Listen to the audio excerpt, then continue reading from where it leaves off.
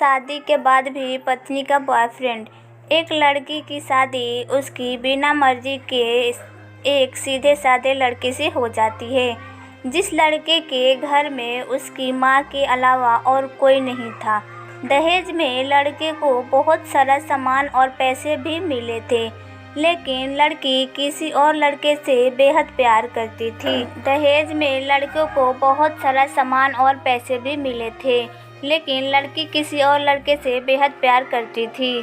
अब लड़की की शादी बिना मर्जी के हो तो गई थी और अब वो अपने ससुराल आ गई थी। तभी सुहाग रात के वक्त लड़का दूध लेकर कमरे में आता है और उस लड़की यानी अपनी पत्नी के पास बैठ जाता है। तभी उसकी पत्नी गुस्से से अपने पति से कहती है, क्या तुम मुझे अकेला छोड़ सकते हो? उसका ये बात सुनकर उसका पति बहुत दुखी होता है, लेकिन फिर भी वो खुशी खुशी ये कहता है, नहीं तुम आराम करो, मैं तो सिर्फ तुम्हारे लिए दूध लेकर आया था। ये कहकर वो कमरे से बाहर चला जाता है।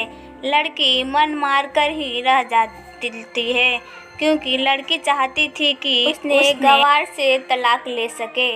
अब लड़की को ससुराल में 3-4 दिन हो गए थे, मगर वो तो बस पूरा दिन फोन पर बॉयफ्रेंड से बात करती थी और इधर लड़के की माँ बिना शिकायत करे दिन भर घर का सारा काम करती थी। वो सबके लिए खाना भी खुद ही बनाती थी। फिर भी उसकी माँ के चेहरे पर हर वक्त मुस्कुराहट ही रहती थी। शादी के लड़का एक कंपनी में छोटी सी नौकरी करता था। वो बेहद ही ईमानदार और मेहनती था।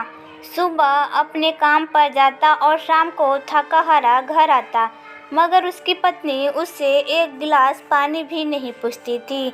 अब लड़के और लड़की की शादी को करीब 1 महीने हो गया था, मगर अब तक वो दोनों एक साथ कभी नहीं सोए थे। लड़का बहुत ही शांत स्वभाव का था, इसलिए वो अपनी पत्नी को कुछ भी नहीं कहता था।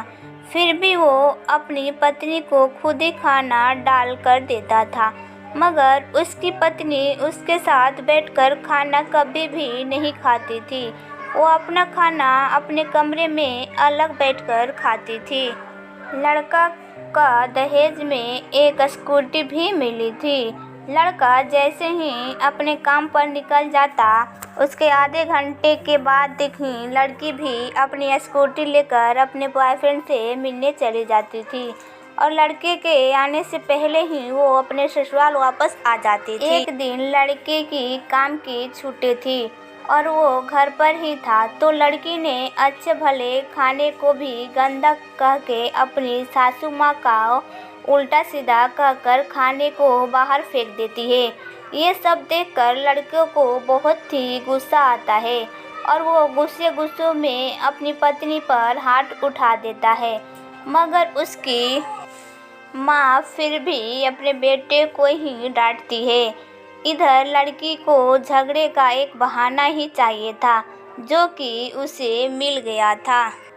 तभी वो बिना बोले अपनी स्कूटी लेकर अपने बॉयफ्रेंड के पास चली जाती है और अपने बॉयफ्रेंड के पास जाकर कहती है कि अब एक पल भी मुझे उस घर में नहीं रहना। आज उस गवार ने मुझ पर हाथ उठाकर अच्छा नहीं किया।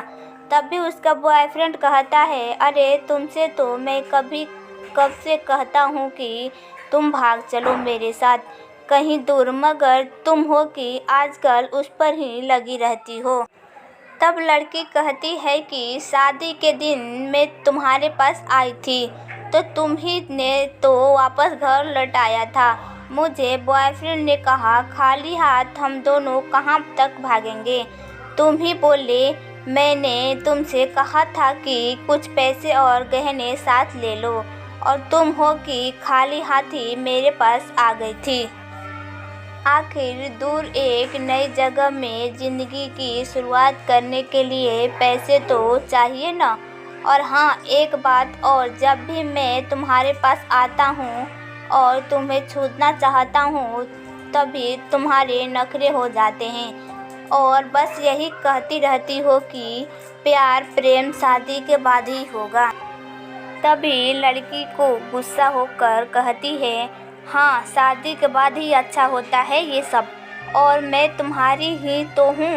मैं आज भी एक कुंवारी लड़की हूँ और शादी करके भी आज तक उस गंवार के साथ एक रात भी नहीं सोई हूँ मैं, क्योंकि मैंने तुमसे ही प्यार किया है और अब मैं चाहती हूँ कि तुम मुझसे शादी करके मेरी मांग में अपने हाथ से सिंदूर भर लो, फिर मैं पूरी ही तुम्हारी हो जाऊँगी। फिर तुम मुझे अपनी मर्ज़ी से दिन रात प्यार कर सकते हो। तब उसका बॉयफ्रेंड कहता है, तो ठीक है, मैं तुमसे शादी कर लूँगा, मगर तुम कम से कम 5 लाख रुपए का कल शाम तक इंतज़ाम कर लेना। मैं तुम्हें एक होटल का पता दे रहा हूँ, तुम उस होटल में रात को 10 बजे तक पहुँच जाना। लड़की कहती है, उस गंवार के पास कहाँ होगा पैसा, बल्कि मेरे पापा ने उसे दहेज में 3 लाख रुपए और मुझे कुछ सोने के गहने दिए थे। गहने तो मेरे पास है, मगर सारे पैसे उस गंवार ने अलमारी में लॉक कर रखे हैं, मगर मैं जैसे तैसे अलमारी की चाबी लेकर सारे पैसे निकाल कर तुम्हारे पास हमेशा हमेशा के लिए आ जाऊंगी। ये कहकर वो लड़की अपने ससुराल पहुंचती है। लड़की ससुराल पहुंचकर अपने पति और सास से लड़ाई करती है और वो उन पर खूब चिल्लाती है, मगर अफसोस वो अकेली ही चिल्लाती रहती है। उसका पति और उसकी सास बिल्कुल शांत रहते हैं। तभी लड़की अपने कमरे में चली जाती है और अचानक उसके बॉयफ्रेंड का लड़की के फ़ोन पर मैसेज आता है कि कब आ रही हो पैसे लेकर।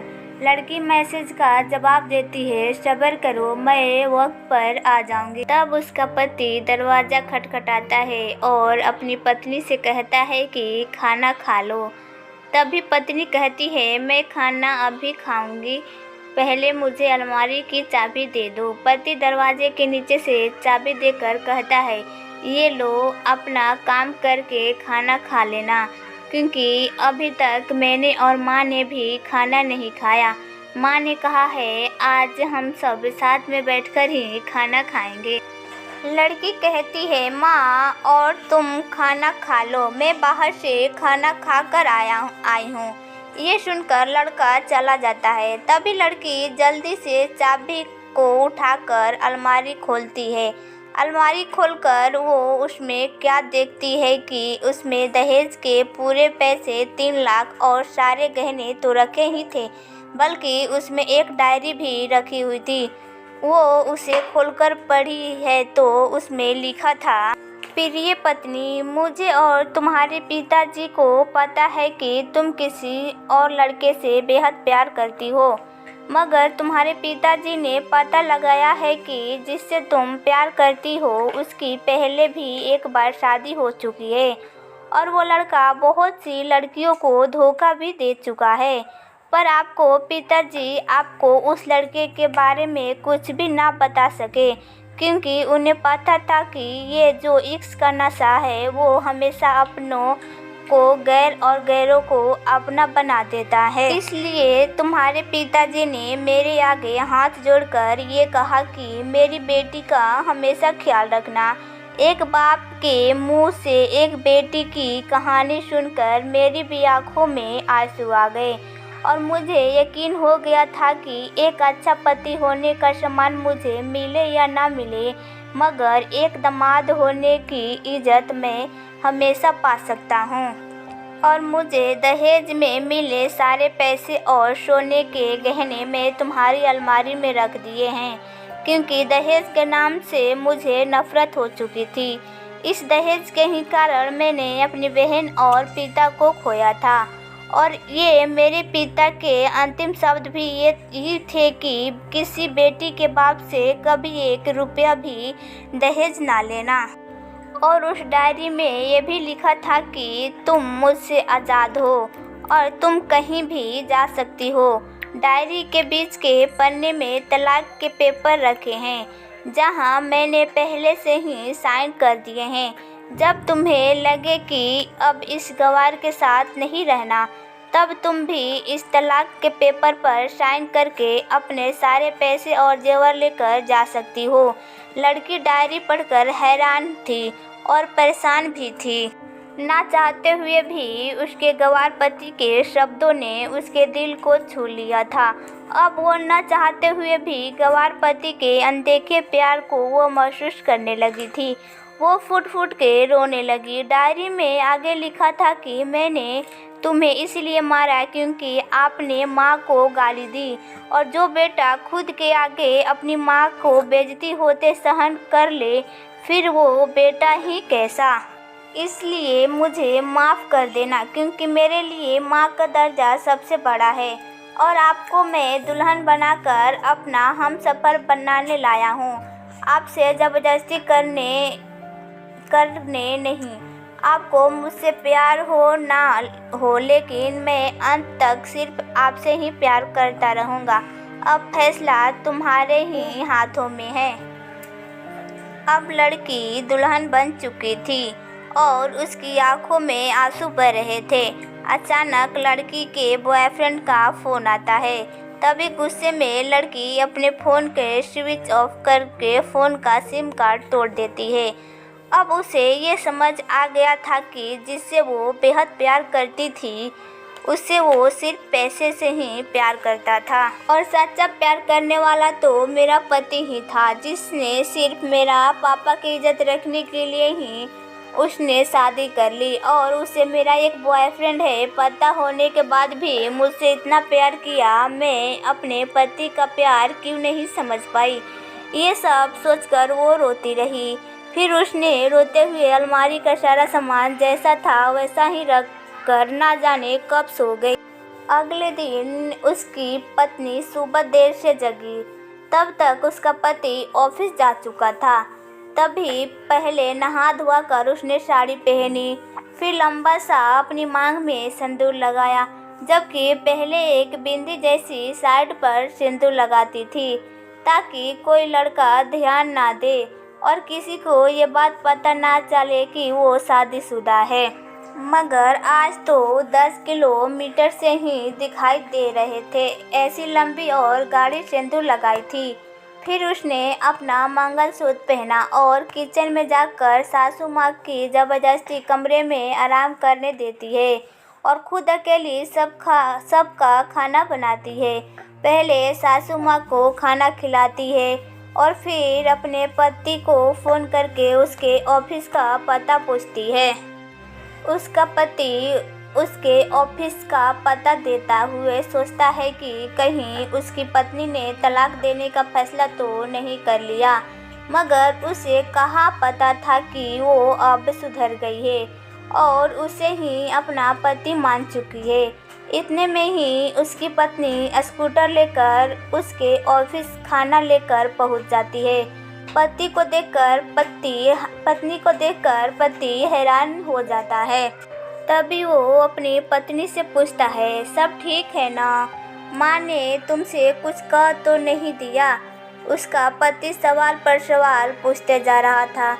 तभी अचानक पत्नी सबके सामने अपने पति के सीने से लिपट जाती है और उससे कहती है कि सब ठीक है, मगर मुझे तुमसे कुछ कहना है। पति कहता है, हाँ कहो। तब पत्नी सबके सामने कहती है, आई लव यू मेरे पति।